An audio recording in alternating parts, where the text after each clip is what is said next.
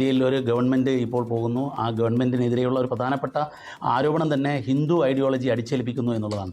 ഒരു സാഫ്രണൈസിങ് നടക്കുന്നു എന്നുള്ളതാണ്. അത്തരമൊരു ഘട്ടത്തിൽ ഒരു പാർലമെൻറ്റേറിയൻ എന്നുള്ള നിലയിൽ അങ്ങയുടെ ഒരു ഇടപെടൽ കമൻറ്റ്.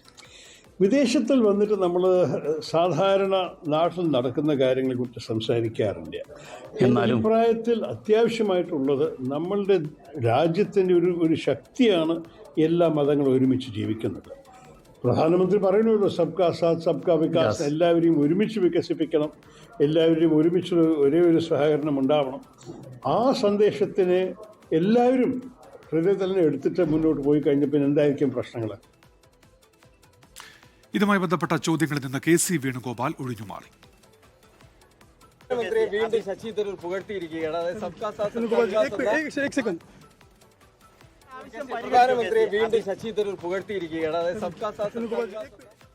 ശശി തരൂർ ഇടയ്ക്കൊന്ന് പ്രധാനമന്ത്രിയെ പൊക്കും, പിന്നെ തങ്ങൾക്കൊപ്പം വരും എന്നായിരുന്നു K മുരളീധരന്റെ പ്രതികരണം. അദ്ദേഹം ഇടയ്ക്ക് വന്ന് പ്രധാനമന്ത്രിയെ പൊക്കും, പിന്നെ ഞങ്ങളോടൊപ്പം വരും, കുഴപ്പമില്ല.